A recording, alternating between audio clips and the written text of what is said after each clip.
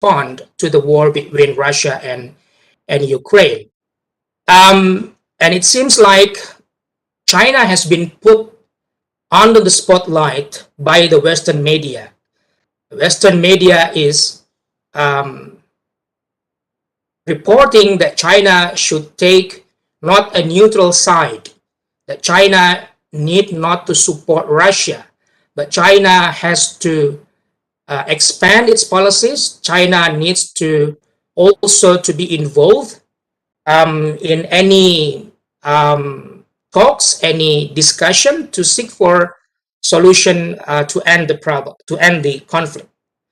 There are several reasons, however, why China is seen as one of the actors to be reckoned for its role in the war between Russia and Ukraine. So I would have these 3 points to answer why China. The first one, of course, China is a very big country, the most populous country on earth. And this big country has big power, big responsibility, big influences that stretches out to all corners of life. China also has a very good relations with Russia and Ukraine, which I would explain later.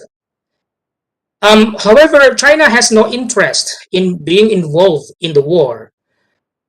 China has interest in promoting peace, does not want the war escalated into a nuclear one. So China, given its size, given its impact and impartiality relations with Russia as well as Ukraine, and also its status as one of the 5 members of United Nations Security Council, China will be a very influential party if it is engaged in any discussion, in any mediation, in any talks to seek for a solution to end the war. So with its power, with its influence, China might bring all the involved parties to get into some solution to bring the war into an end and also to restore peace with the aim of minimizing civilian loss in Ukraine, especially. Point number 2, we also know that China has good relations with both Russia and Ukraine. In Russia, for example, the personal relations between Russian President Vladimir Putin and the Chinese President Xi Jinping is very well known. So there is a term, Putin and Xi bromance, reflecting the close personal relations between these 2 leaders. The relations with Russia is of paramount importance to China. The 2 countries share the same views about US hegemony, about American hegemony, and the international system influenced by that hegemony. Both countries also share a continental border. It's very long border between China and Russia. And this long international border is a source of stability. It also perhaps can become also a source of conflict. And also there is China's reliance on Russian natural resources, especially oil and gas. And the alignment of the 2 regimes, Putin and Xi Jinping's, on the United States and other global platforms. So the relations with Russia is very, very important for China. That is why China, we can see that China does not condemn Russia for its invasion to Ukraine. China would see that the war is actually not between Russia and Ukraine, but also between Russia and the United States. So the Ukraine crisis is a test for China, is a test for its relations with Russia. China needs to balance the relation it has with Russia, while at the same time China also needs to maintain its relations with the West. So this is a very interesting point, but also a very delicate issue for China. So it is expected to be involved in a war, involved in any discussion to stop the war between Russia and Ukraine. That was point number two. Point number three, the West has expected China to take side on the issue, to take side on the conflict, to take side on the war. China should not support Russia. That is, the West has been saying all day. China must take side on Ukrainian side. China needs to stress Russia to stop the war. However, as we know and as widely reported by the media, especially the Western media, China refuses to denounce Putin's attack on Ukraine. China rejects the expectation of many that it has to put a pressure on Russia in order for Russia to stop its war against Ukraine. So how can we understand this stance? Or how can we understand the position of China in this issue? So I would quote here some observation from Paul here. He's an expert on China and Russia relations. Here said that in order to understand China's position on the Russia and Ukraine war, we have to look back at the Sino-Russia joint statement on the 4th of February 2022. In that 4 February joint statement, both China and Russia leaders, they would say no state can or should ensure its own security at the expense of the security of other states. So this represents the complaint of Russia to NATO expansion, as I previously mentioned. And Beijing understands this Russia objection, this Russia complaint, because China has a similar issue on Taiwan. Russia does not feel safe if Ukraine become a member of NATO, because then it will be helped by the US and other NATO members if it is get attacked by by Russia, as well as or similarly as China does not want to have Taiwan to get protected by the United States. So Russia and China has a similar consideration, similar point of view regarding the expense of the security of other states on NATO and the United States. Russia and China also, as I said previously, they object to Cold War approaches. They object to American hegemony. They object to the direction that the world is having right now, because that direction is ordered or maintained by the United States. So these principles coming from the 4th February joint statement by China and Russia is very, very important for us to look at in order to understand why China refuses to denounce Putin's attack on Ukraine. So these 3 points hopefully can make us understand why China is seen as a very influential actor in international politics, especially when it comes to the current situation in Ukraine, the war between Russia and Ukraine, and also the reason why it seems to us that Russia does not want to to follow the expectation of many to denounce Putin's attack on Ukraine. So um, it seems to me that what the West has expected to China, China would see that it is a trap to them. China does not want to follow what the West has ordered them. China wants to become itself. China wants um, to uh, to have its own policy in responding to the current situation in Ukraine. Oh, sorry. Okay.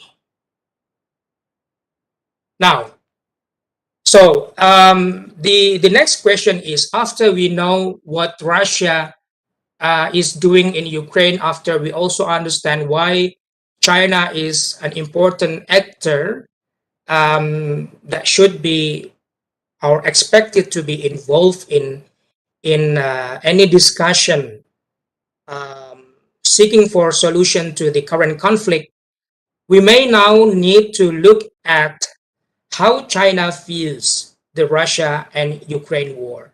So I have this picture. It was taken from China Daily. China Daily is a propaganda media from the Chinese government. Even though it is a propaganda media, but we know that it comes from the governmental source, so it represents the government policy on the issue.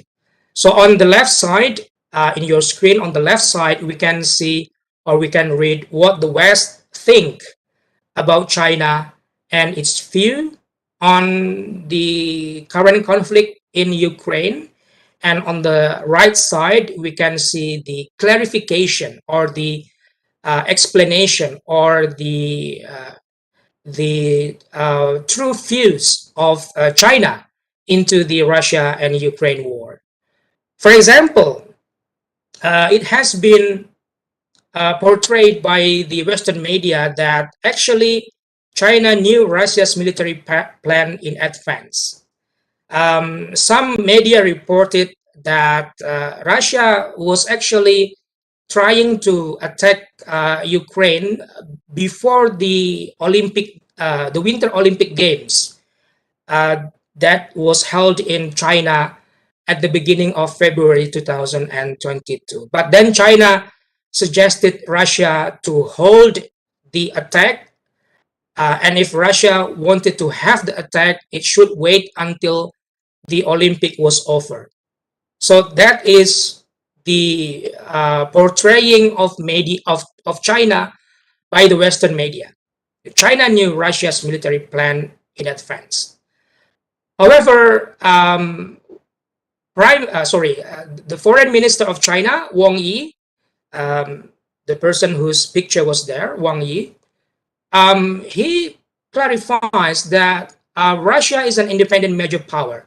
China has no say on what Russia is thinking, on what Russia is planning to do, and what Russia is exercising its policy. So it doesn't make any sense, according to Wang Yi, that China would say to Russia, please do not attack Ukraine before the Olympic ends. This is according to the view of the Chinese government.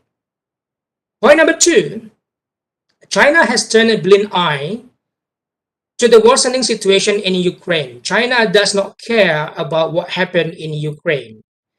Again, this is the media portrayal of the China's position on the issue. However, according to Foreign Minister Wang Yi, China has been making efforts to cool down the situation and calling efforts to promote peace. So peace is always the important or the top priority for China in dealing with international issues.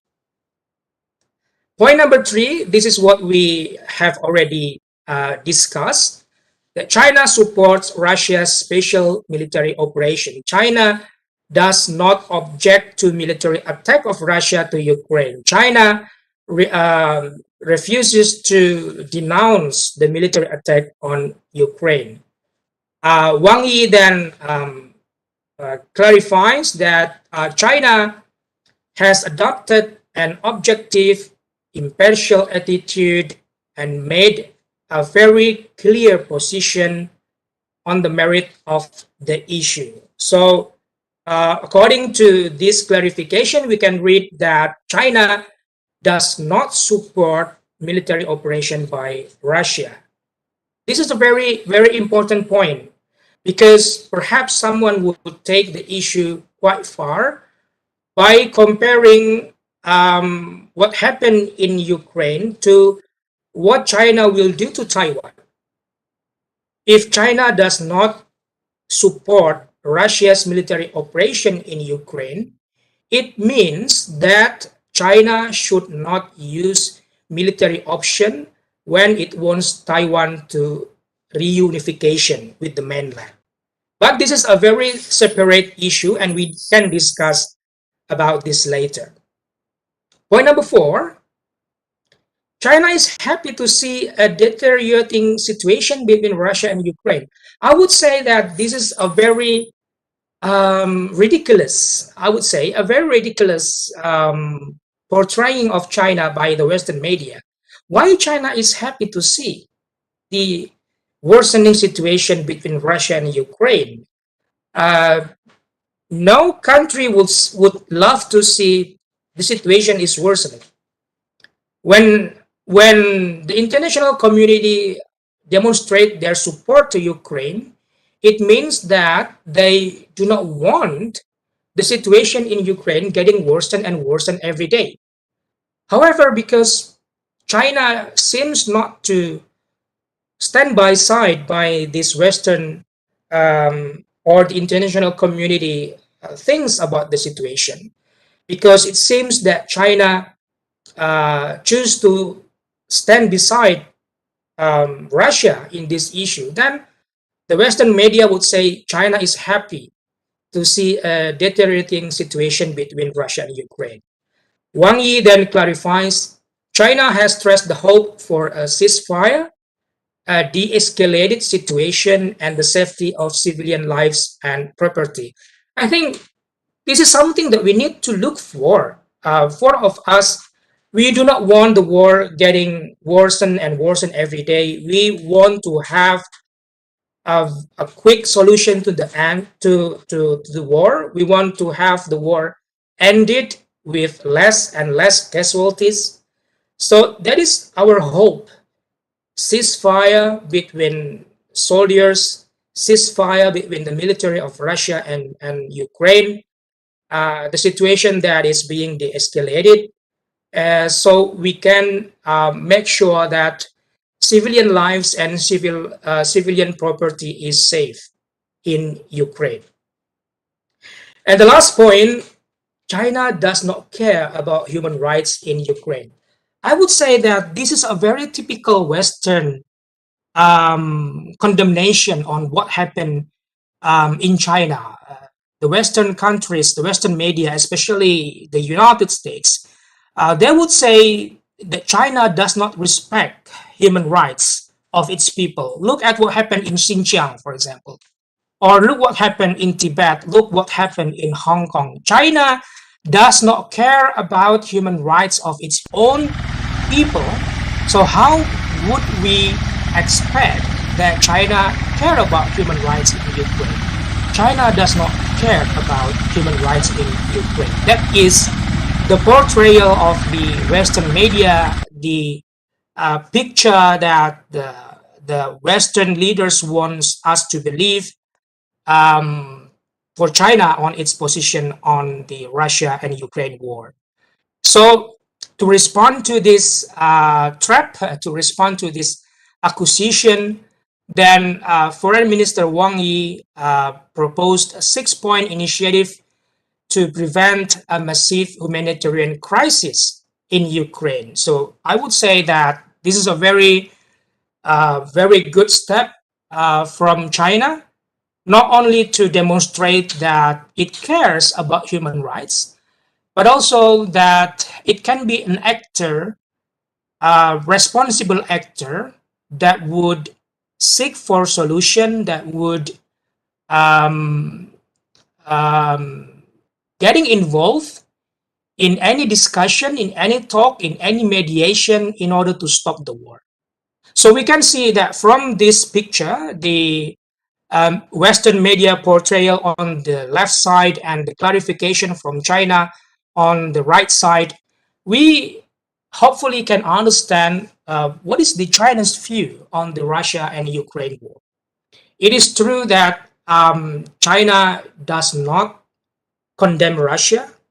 China refuses to say that what Putin had done in Ukraine is illegal.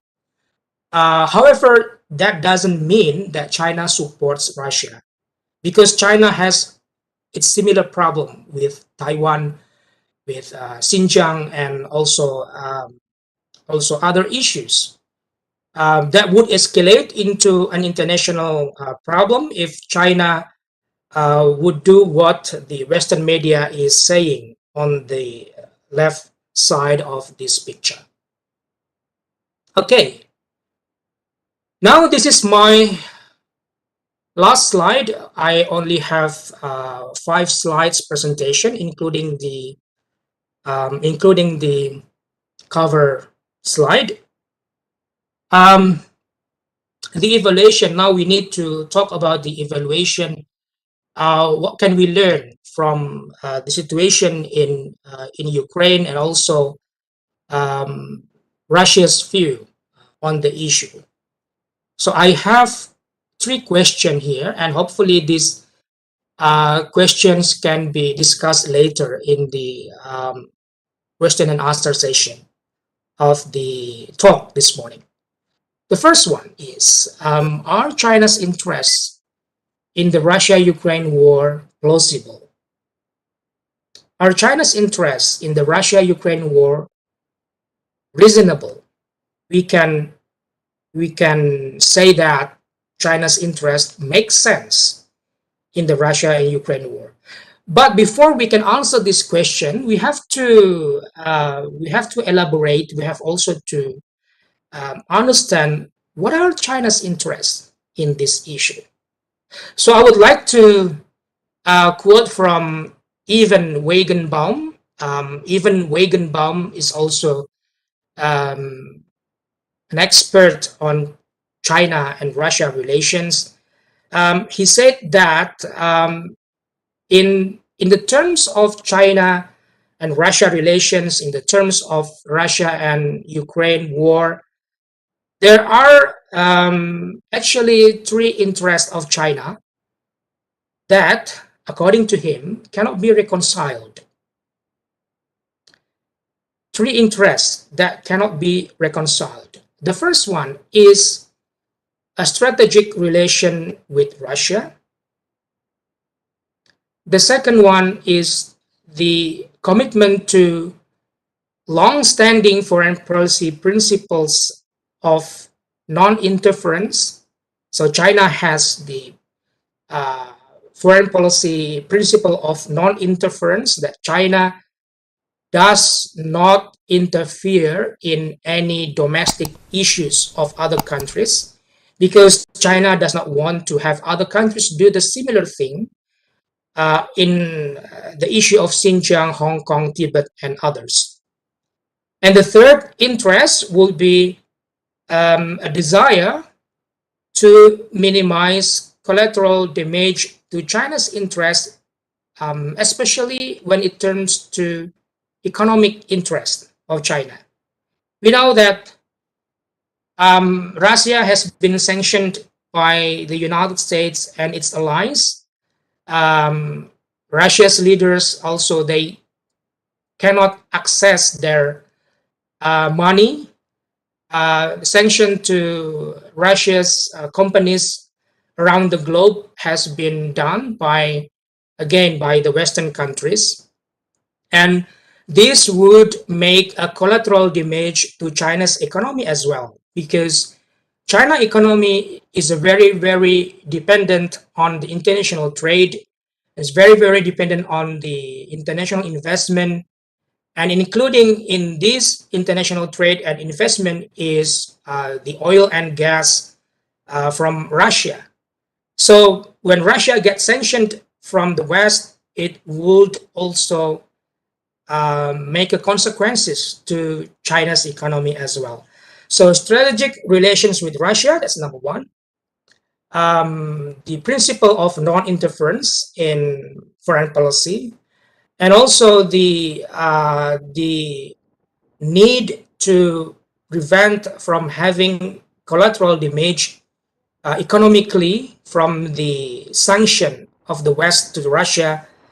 These are the three interests that China wants to have when responding to the situation in Ukraine. According to Wagenbaum, Beijing, China would not be able to have all of these three interests simultaneously. So China would not have these three interests at the same time, at the same degree, because, of course, according to Wagenbaum, China needs to take side.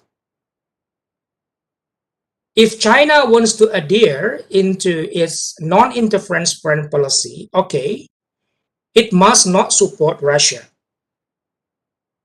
However, not supporting Russia would jeopardize the relation that China has with this big country, especially in terms of security and economy. And when we talk about economy, again, the sanction of the West, they would also have consequences to China's economy as well. So that is why Wagenbaum said this is a very complicated situation for China. China has stated that it does not support military aggression of Russia to Ukraine, but China does not clearly say that it is an illegal military operation. So to some people, this might be a little bit confusing. China does not support Russia's aggression to Ukraine, but it also does not object. It does refuse the it does refuse to denounce Putin's using of military force in Ukraine. So this is like a contradictory situation that China demonstrates. However, according to the China's view, according to the China's leader statement, this is a very this is a very complicated, but that is the China's position of the war.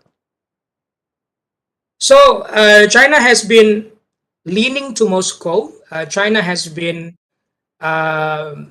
befriend with Russia for many years. So that is why we can expect that China would always be on the side of Russia, be on Russia's side. However, in the current situation, perhaps this is a very dangerous position that China has, because it seems to me that if you take sides with Russia, it seems to be like when President George W. Bush said to the world in the wake of 9/11 attack, now every country has to decide either you are with us or with the terrorists. If you remember that statement from President Bush back in 2001, he said, either you are with either you are with us or with the terrorists. If you are with the terrorists, then you are an axis of evil, and then you will be object to the American attack. The similar situation, I would say, is happening right now. If you do not follow the steps of the United States and its allies to condemn Russia, it means that you are quote unquote terrorist. You are much like Russia. You are supporting Russia. And if you support Russia, it means that you will be subject of international condemnation. You will be subject of perhaps sanction from the West, and you can also be subject for a military attack if situation getting worse. So I know that this is a very unfair situation, that China or whatever country, they do not have to have a decision. They do not have to decide on what the West is suggesting there to do. But that is the reality right now. If you support Russia, then it is no good.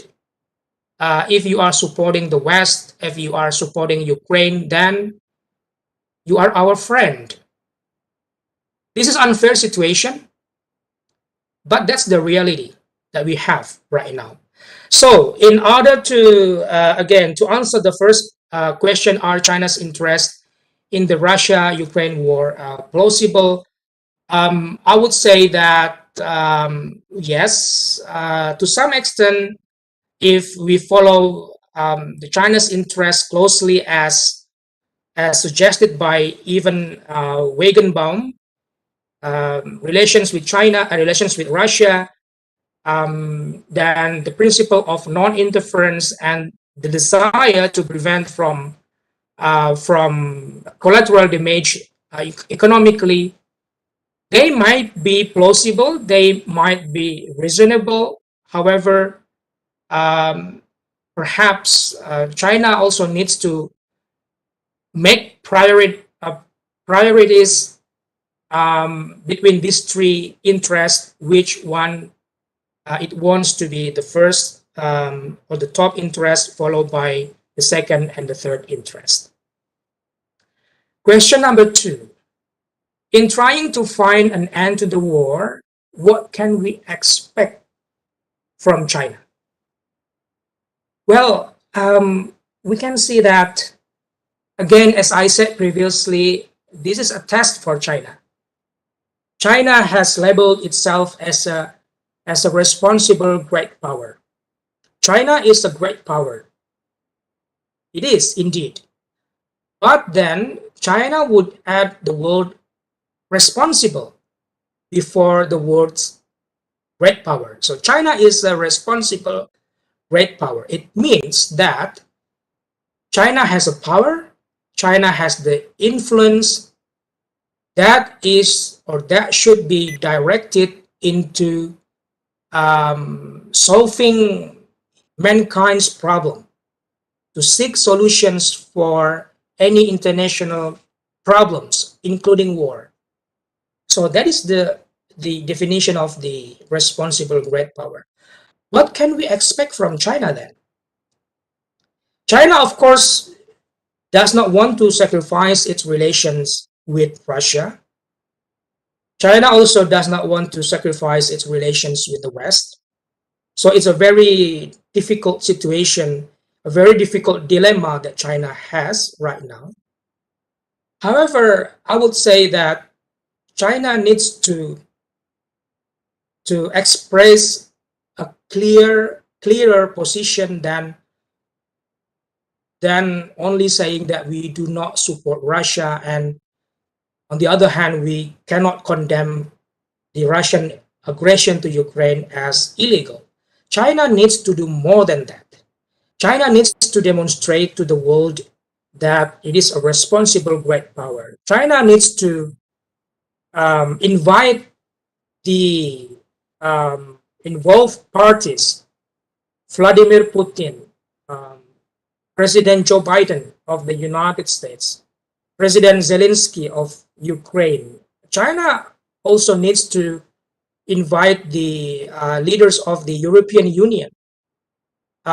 Together, they need to sit, they need to talk, they need to discuss, find the acceptable solution to the war. And China, as again one of the five permanent members of the UN Security Council, can do that. That's my opinion on this issue. So we can expect that from China, while at the same time, China also needs to clarify its position on human rights issues. China also needs to clarify its position on using military forces in order to get or to achieve national interest. China also needs to make a clear position on um, the current situation in Ukraine and how the situation in Ukraine is having an impact or consequences to its foreign policy. And the last question, what will the war bring to the international order that we are living now? And this is where I would say a little bit about the impact or the consequences of the war into Southeast Asian nations, especially to Indonesia and Malaysia. So if we are talking to if we are talking about the international order, there are people who believe that we are now living in the international order made by the United States, ordered by the United States, directed by the United States. We are living in the American era. That's what we are living right now. However, there are also people who understands that the current international order will always be challenged by countries with big powers, for example, Russia right now, and China. Of course, China is long expected to become the challenger of the American hegemony. So that is why there are also people who argues that we are soon entering, if not the Asian century, we are soon entering the China century. I don't think I don't think that it is going to be happen very soon. However, as we talk about, for example, COVID-19 right now, COVID-19 is said to become game changer of international politics. Perhaps we can also say the similar thing to the war between Russia and Ukraine. The war between Russia and Ukraine could be a game changer to international politics because once again we see the division of countries between those who are supporting the United States and its allies, those who are supporting Russia, for example, Belarus, and those who are not clear on its position on Russia, for example, China, and also Indonesia. I don't know. I'm not following what's the Malaysian thing about the situation in Ukraine, but I do understand that Malaysia also does not agree with the military aggression of Russia to Ukraine. That is also what the Indonesian government also um, trying to say to the world that we do not agree with the military aggression of Russia to Ukraine, and we have to together to seek for a solution to the issue. So game changer in international politics. But on the same time, we also need to understand that international order should serve all the countries involved. International order needs to respect all countries, be they big or be they small, all needs to be respected. But in the current international order, we can see that um, particular country is trying to dictate the world. This particular country is trying to say that if you do not follow me, if you do not follow us, then things are not going good for you. This particular country, I would say the United States, is trying to dictate other countries in international order, is trying to say what is good, what is bad for the international community. I don't think that this is good thing we could have right now. I don't know whether we could have the similar say, the similar thing, if China is to take American leadership, for example, if China is going to replace the American leadership in the future. I don't know whether this is going to happen, but um, it doesn't matter whether it is the United States, it is Russia, it is China, it is other big powers. International order needs not to be dictated by only a specific country, by only a particular country that can say what is bad, what is good for the international community. And this is what we see in this day, especially in Indonesia.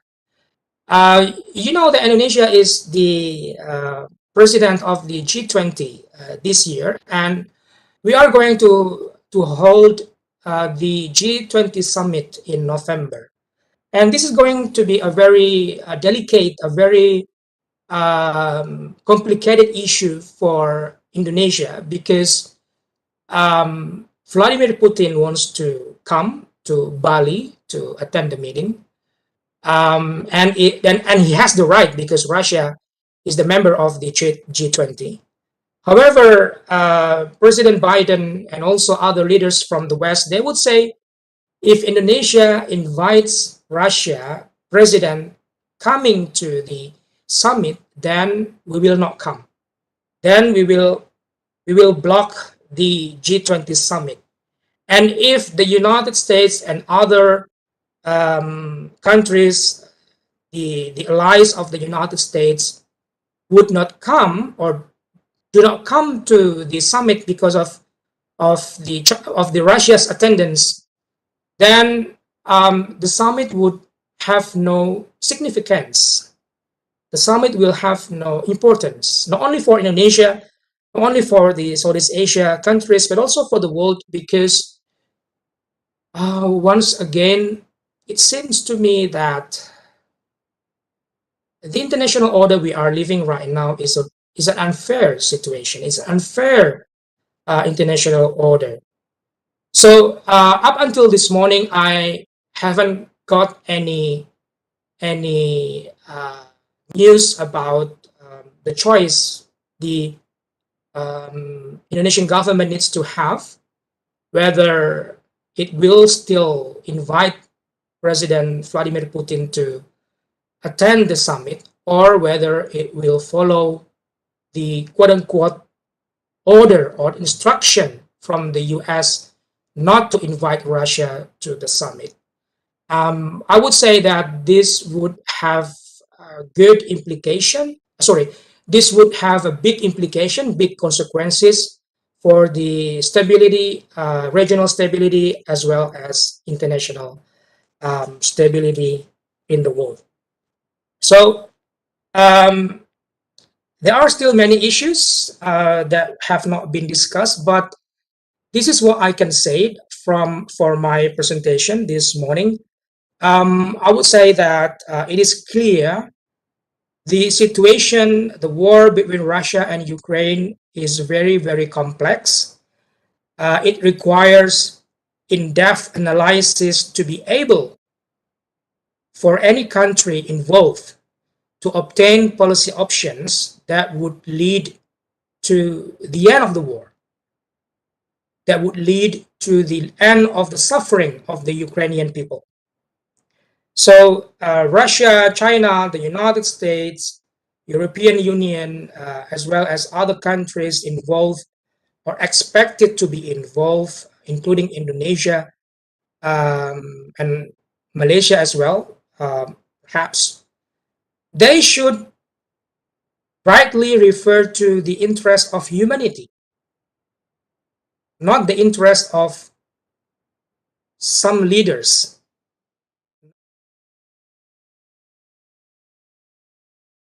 Hence, the interest of humanity, the common interest of a safer and more prosperous world for all of us. So, I hope that what I have presented, what I have said, can become a good food for thought, and encouraging all of us to learn more about the current situation in Ukraine, about the relations, the triangle relations between Russia, the United States, and China. And then from that, we can move together into a greater interest of humanity. So thank you for listening and a very good morning. So I return the time and place to Faris as our moderator. Thank you. Thank you so much, Doctor. Thank you for your experiment, Dr. Rachmat and Yuliantoro. Um, dear audience, we sincerely apologize to for audience for any technical issue. The technical issue have done their best to rectify technical problem. Once again, we apologize for the inconvenience for because there is some issue with sound in our FP Live. Ladies and gentlemen, it's time for the question and answer session. Please leave the question in the comment section for the viewer on Facebook Live. Don't worry, I will try to read your question as well as I can. Also, be reminded that if your question is not read, it is likely that it has already been answered by our special guest. Before that, Doctor, I have a question related to One Belt and One Road China project which want to connect China with countries through Southeast Asia, South Asia, Middle East, and parts of Europe, and some part of Africa. My question is, first, is this road initiative actually China's way to strengthening China's influence and more to their own advantage? And my second question is, uh, what is the impact of this road initiative and for this ASEAN region? Uh, I'm sorry, my question is not related to the topic.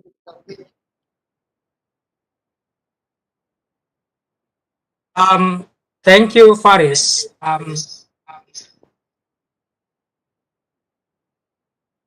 Can you hear me clearly? Yes, Okay. So your question, if I'm not mistaken, is about the Belt and Road Initiative, mhm. and you were asking about whether the Belt and Road Initiative is the Chinese way to promote its influence as well as to widen China's economic interest in the region, and also how the project, how the initiative would contribute to the better relations between China and the involved countries, as well as the wider international community. First of all, I would say that Belt and Road Initiative is initially called One Belt, One Road. It was established in 2013. So President Xi Jinping visited Kazakhstan, and then he also visited Indonesia in order to introduce the initiative back in 2013. The initiative would connect China, the cities in China with also cities in other countries. You were correct when you say in Asia, in Europe, as well as in Africa, and there are also report that several Latin American countries also being involved in the Belt and Road Initiative. So the Belt and Road Initiative has been expanded, not only connecting China and Asia and Europe, but also to Africa and Latin America. I would say that this is a very important project. This is a very, I would say, this is the flagship of President Xi Jinping's foreign policy. It has a huge influence. It has a huge consequences for China because China, one of the primary goals of China's foreign policy is to create and also maintain a good international image that China is a friend to all other countries. China is not threat. China should not be feared about. China is your friend, and if we have cooperation, then the cooperation will benefit us together. We have the shared benefit of the cooperation.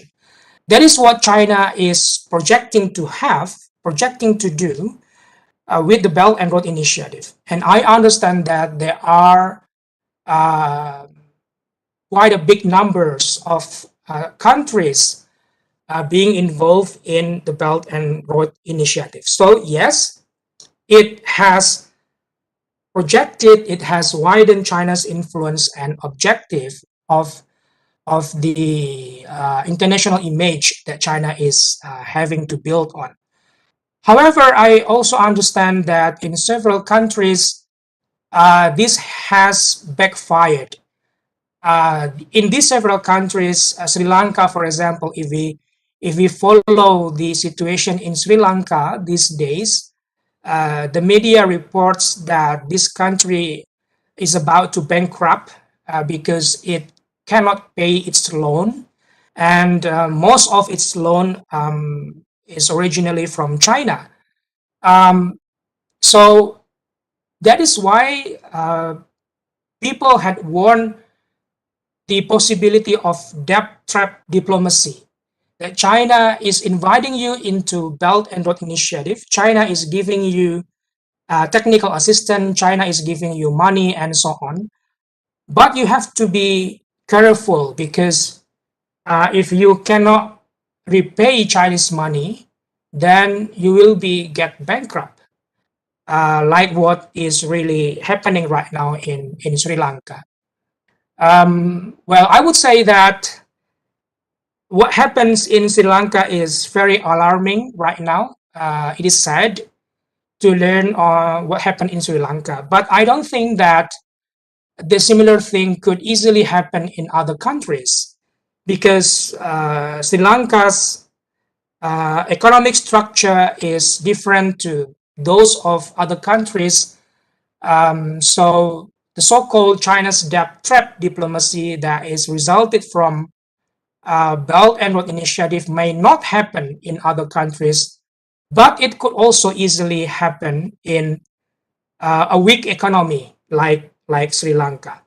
So you were correct, Faris, when you say that it has the initiative, it has influence, it has widened China's objective in its foreign policy, and also it has built the international image of China, not only in Asia and Europe, but also in other continents like Africa and Latin America.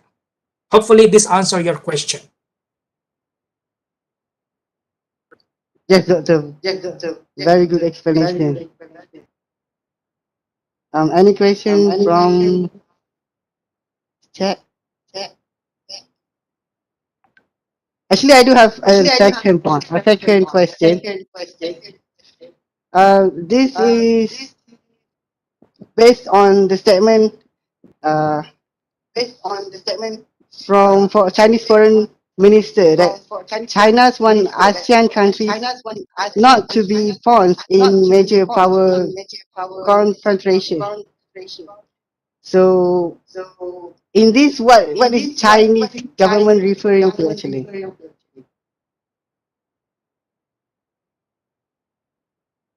Well, thank you, Faris, for your second question.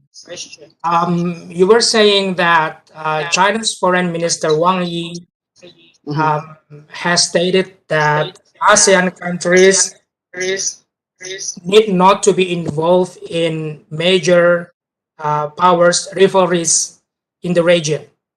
We know that there is the situation in South China Sea, in which several ASEAN countries, including Malaysia, have a clash claim with China over the ownership of certain islands, certain waters in South China Sea, and Indonesia also has the similar issue with China regarding the North Natuna Sea. There is also concern about the establishment of AUKUS, Australia, United Kingdom, and the United States Security Pact, which is established in September 2022, 21, if I'm not mistaken. China would see that this AUKUS is just like, I would say, just like Russia sees NATO. Russia does not want NATO to be in its doorstep. This is the same thing with China. China does not want AUKUS to be in its doorstep. And China does not want the Southeast Asian countries to get involved in the arrangement of AUKUS, in the argument of AUKUS. That is why Prime Minister Wang Yi stressed that China and Southeast Asia have to have a good relation to each other. China and Southeast Asia countries need to improve their relations, to promote their cooperation, especially in terms of economic and security, in order for preventing AUKUS to to become, you know, to become a disaster, to become something that would make the regional stability into getting difficult to maintain. That is why the reason I would say Southeast Asia countries, Indonesia, Malaysia, and other ASEAN countries, they will be very, very important, very, very influential, not only for China, but also for the United States for their own interests. So it is also important for us, Southeast Asian countries, not to be getting, not to be getting absorbed into either China or the United States. Hopefully that answer your question, Paris. Yes, doctor. We have a few questions from the chat box from Adam Ayman. The question is, doctor, in your opinion, if there is any chance that World War III is going to happen in the near future, considering that the war between Russia and Ukraine are getting worse?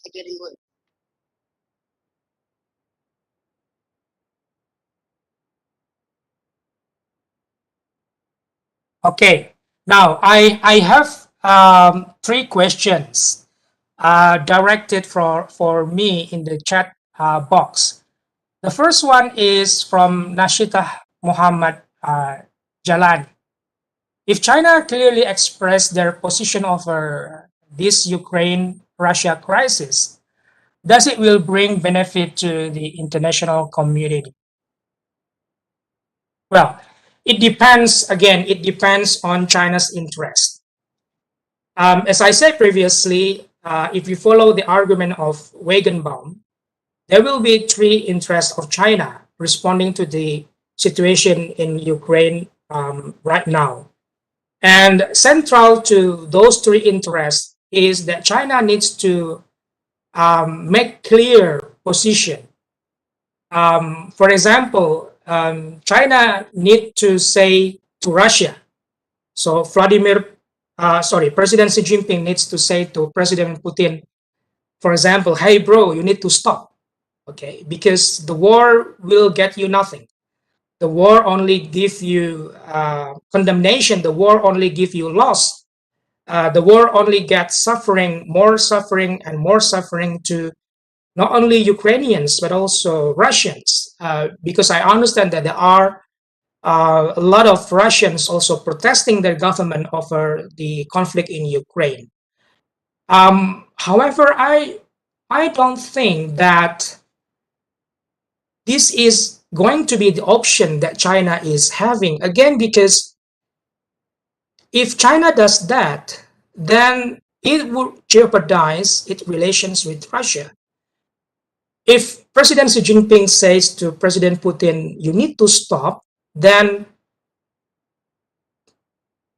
perhaps Putin would regard China as,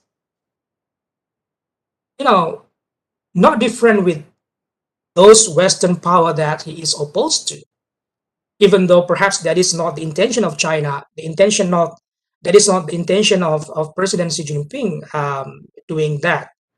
So I would say, in responding to Nashita's question, it will bring benefit to international community in terms of that China as a major power, China as one of the permanent members of the UN Security Council, when it comes to the decision making in the council, then China can block any Russia's incentive. China can say no to Russia options, but I don't think that it could happen again, because the relation between China and Russia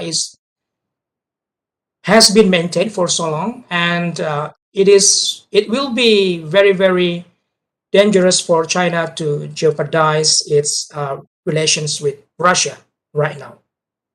So hopefully this answer your question, Nasita. The second question is from Adam. In my opinion, is there any chance that World War III is going to happen in the near future?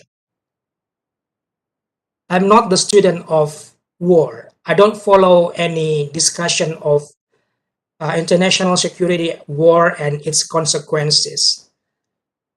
So I'm sorry to say, Adam, that I couldn't project or couldn't make a prognosis that the World War III is going to happen. There have been some scenarios. People would say that if there is a war between India and Pakistan, for example, this is the World War III, because both India and Pakistan have nuclear weapons. And you know that if countries are using nuclear weapons, the damage resulted from the usage of nuclear weapons will be very, very destructive to mankind as we know it. And this is also one of the worries, one of the fears that international community is having right now, because Russia has a nuclear weapon. I also understand that Ukraine has also nuclear weapon. Hopefully nuclear weapons are not getting used in this Russia and Ukraine conflict. There are also people who understand that if Taiwan declares its independence, China will attack Taiwan. Taiwan will be defended by the United States. And if this happens, this is the World War III. Again, I don't think that this is going to be happen very soon. The status quo right now we have in the Taiwan Strait is perhaps the best for all, the best for China, the best for Taiwan, the best for the United States, because it would prevent an ongoing war, an open war between these three countries, these three parties, and they can also prevent us from having uh, a nuclear weapon being used again in that war. Um, when when a certain Iranian general was killed by an American drone, I think it was in the beginning of 2020, then the world also say this is going to be World War III, because you know that Iran and the United States are at odds with each other. Iran and United States, they would see that you are my enemy, okay? But that's not happen. So everything, every scenarios, every possible situation that would lead to World War III is not happening, and hopefully, they are not happening. But people would say, just take a look at the ongoing crisis, ongoing war in Ukraine and Russia. Um, the possibility of having nuclear weapon in the war. This is going to be very dangerous. The implication of the war, we are going to have this World War III. Well, I don't think this is going to be happen again, because um, we do have a lot of problems right now, like COVID-19, hunger, famine, and also other problems in the world. Russia is getting tired, I think, because of the war. So hopefully, this is not going to be happen again, Adam. Um, I do hope that this answer your question. Now the third question, Nur Hazika. The international order that we are living in is unjust and unfair. What are the approaches that we can take to bring solution to the issue? I would say perhaps the one plausible solution to this is um, true multilateralism. What I mean by true multilateralism is that countries would work together in such a scheme that the result of the cooperation is enjoyed by many, is enjoyed by not only the countries who promoted the cooperation, for example, but also other countries who are involved but not promoted the idea. What I mean by true multilateralism is that there is no, again, as I said in my presentation, there is no country who can dictate what is bad, what is good for the international community. So if China or perhaps other major great powers in the future, they would take the possibility, they would take the occasion to become the leader of such international order, they have to understand this basic principle. They have to make this as a top priority of their foreign policy, that it is not good to dictate other countries, because other countries would have different political system, different economic interests, different social systems, different security interests, and so on. And you should not order them to do this, you should not order them to do that. That is what the United States is doing right now, right? We like it or not, that is what the United States is doing.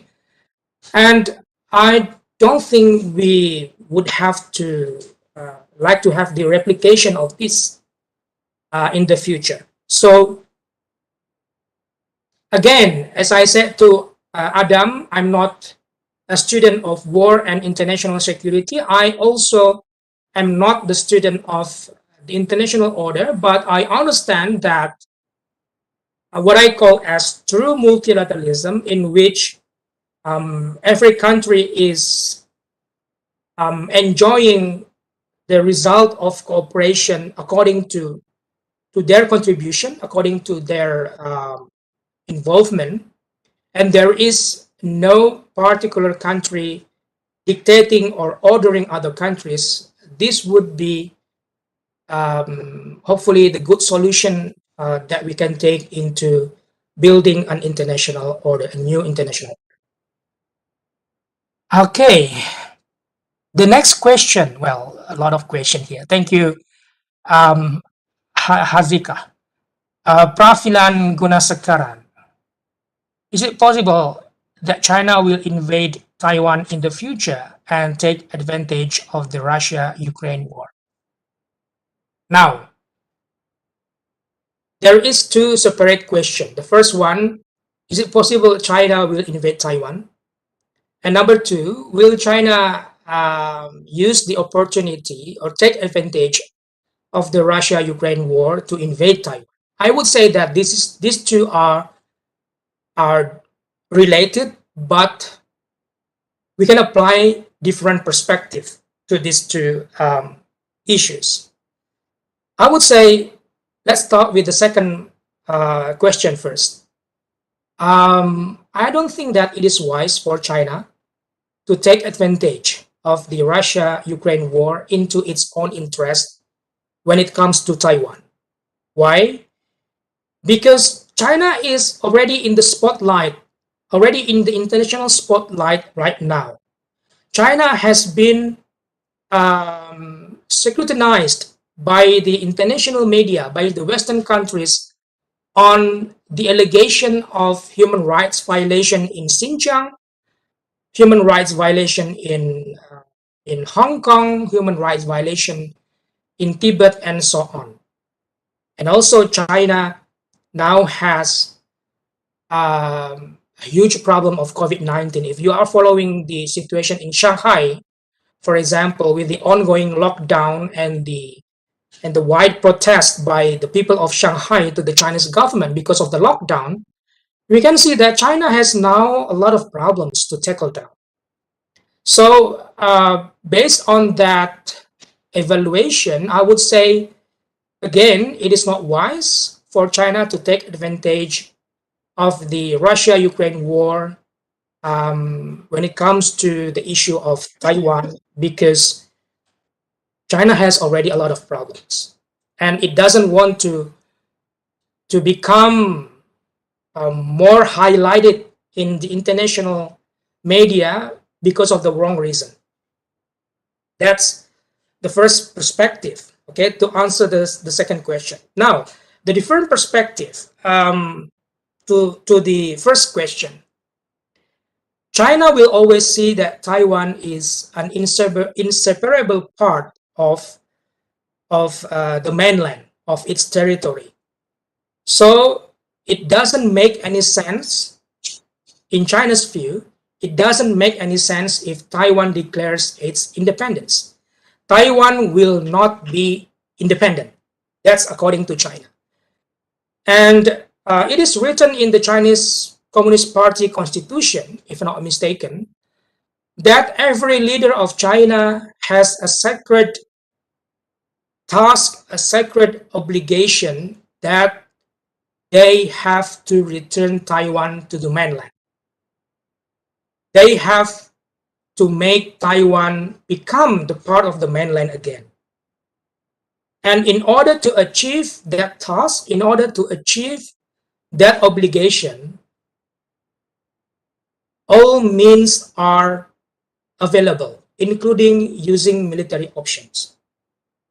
So if you are asking, is it possible that China will invade Taiwan in the future? I would say yes, it is possible, because it is available as an option for China to retake Taiwan. However, I don't think that it is going to happen in the near future, especially with the ongoing COVID-19 crisis that China is having, and also the deteriorating relations that China has with the United States. This is going to be a possible situation in the future, but I don't know when it is going to materialize. Hopefully this answers your question, Pravilan. And the last question I had in this chat, considering from Christian, considering that Russia and Ukraine in conflict, will the United States implement a dual strategy to confront the aggressive Russia and the ambitious China? If yes, will there be any impact on Southeast Asia? Well, I like this, Christian. What I like is when you say that the aggressive Russia and the ambitious China. This is what the United States feel about Russia and China. Russia is a long, old power that would try to climb again to its past glory. China would also have the similar path. China is rising and rising despite the COVID-19 crisis that it has right now. So the aggressive Russia and the ambitious China, I would say these are correct, not correct, but these are reasonable mentioning of Russia and China in the view of the United States. The question is, will the United States implement a dual strategy? If you are looking, Christian and other students here, if you are looking at the recently published Indo-Pacific strategy by the United States, you would see that within that strategy, China and Russia is getting a lot of attention. Okay.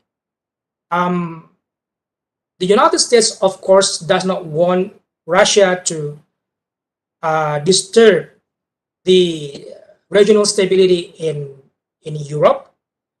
The United States does not want Russia to block the expansion of NATO into getting more former Soviet republics to come in.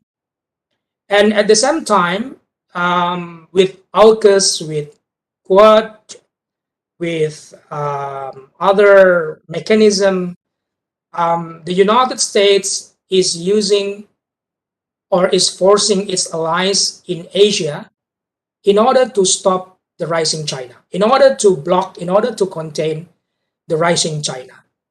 So I don't know whether this is going to be, or this can be said as a dual strategy. But let's take a look at this Indo-Pacific strategy that is recently published, and from that we can hopefully understand better what is the options for the United States when it needs to respond to Russia and China. Any impact on Southeast Asia, as I said previously to Faris when I answering your question about China, the foreign minister saying ASEAN countries need not to be involved in major power rivalry in the region. Yes, of course, there is going to be impact because on one side, the United States will see Southeast Asia as one of the significant regions for its Indo-Pacific strategy. The United States would say Southeast Asia should not fall into China's influence. On the other side, China has the similar view on the United States that Southeast Asian countries, you should not get dragged by the U.S. interest in the region. Perhaps China also intends to have more interest from countries in Southeast Asia. So I would say that both China and the United States have similar interest to Southeast Asia. China has Belt and Road Initiative, as indicated by Faris previously. And the United States has its Indo Pacific strategy. Both are imagining that they will give more influences, give more powers in any region, including Southeast Asia. So hopefully that answer that answer your question, Christian. Back to you, Faris.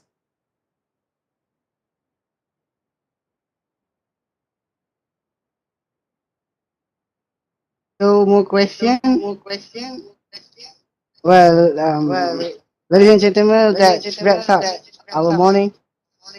On behalf of International Relations, Student Society UNIZA, and Faculty of Law and International Relations, University Sultan Tanah Abidin, we would like to give appreciation toward Dr. Rachmat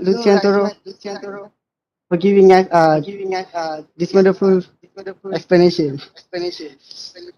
It's been my pleasure to host this event. Thank you all for making time your busy schedule to join us here this morning. Wish you all pleasant day. Assalamualaikum, salam Ramadan Mubarak, and goodbye.